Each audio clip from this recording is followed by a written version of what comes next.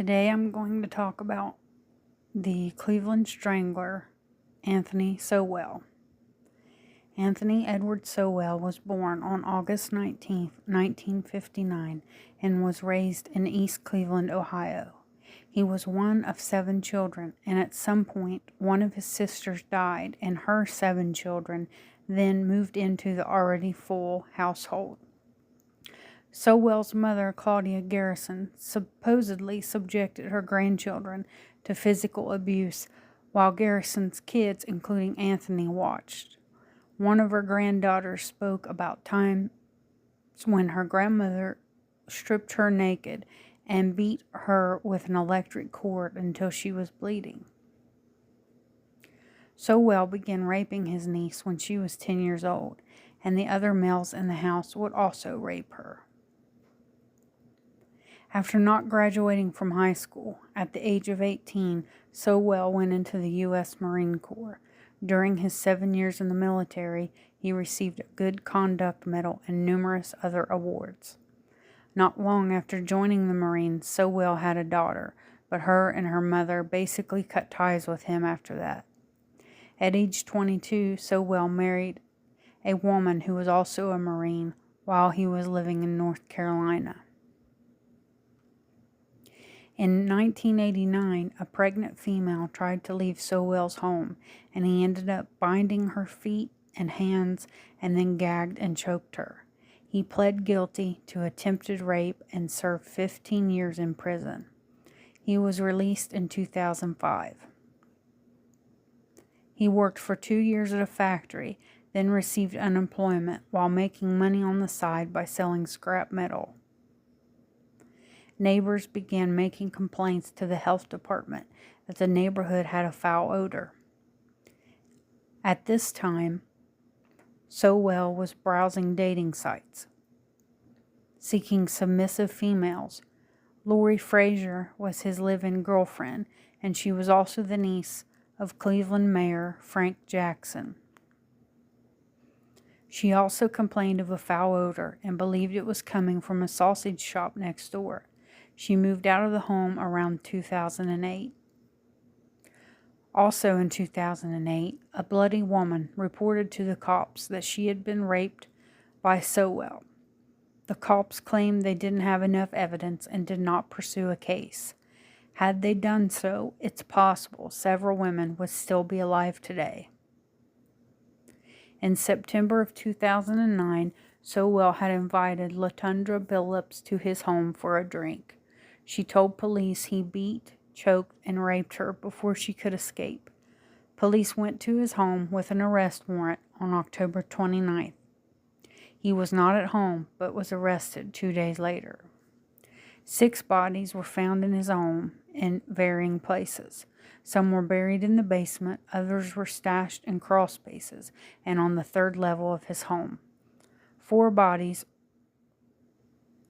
were found after investigators dug up the backyard. A human skull was then found inside the home in a bucket. The total body count was 11.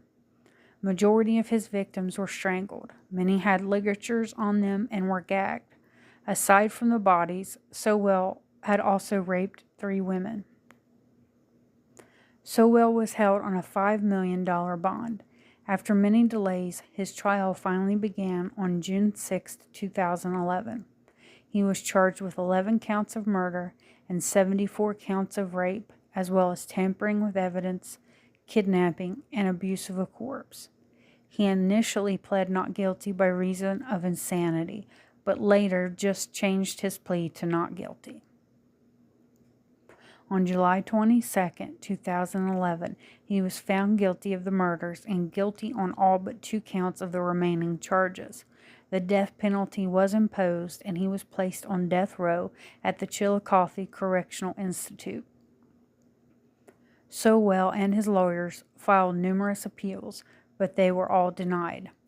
Sowell died of an unnamed illness on February 8, 2021. Sowell's victims ranged in age from 25 to 53. They were all African American and either very slender or very heavy.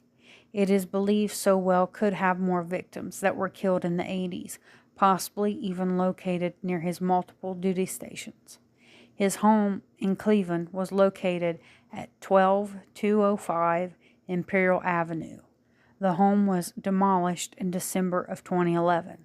While in prison, Sowell became known for his rather distasteful artwork, which included a painting of a scantily clad, submissive woman and other demented work. In 2013, Sowell influenced another Cleveland serial killer named Michael Madison, who idolized Sowell. In 2021, a memorial garden was dedicated to his victims on the same property where his home once stood. Okay, so now let's discuss. So, my opinion is, and it may not be a very popular opinion, however, I feel like Sowell's mother definitely wasn't keeping an eye on all of those kids in her home. And I also feel like if Sowell had had a good father figure in his life, the outcome here may have changed. I'm a firm believer that children are better with their biological parents in the household as long as those parents are decent and not abusive or endangering the children in any way. And I realize that that's not always the case. And the reality is, children do grow up in split households, and, that happens. I get that. But I think if a lot of scenarios here were different, this outcome would be different. I feel like Sowell seen a lot of abuse in his household, and that would have desensitized him to a lot of things. I also believe he probably has many other victims out there. He lived in numerous places because of his duty stations in the Marine Corps. And if police in those areas were to go back during the times he lived there, looked for missing women or women that were found with ligature marks, were gagged, were strangled, were raped, I mean, he would be at the top of my list as a suspect. I believe there are probably other women in the Cleveland area that he had done things to. And at some point, he just got comfortable with what he was doing. So he started putting the bodies in his yard and home. I mean, the man did get away with a lot. He got off on a lot when it came to a lot of supposed rapes that he committed. And probably other crimes. I know he was drinking heavily and I believe using crack. It's hard to say what all this man has done. He's definitely evil. There's no doubt about it. And at trial, he tried to apologize to the victims' families, but it just seemed really disingenuous.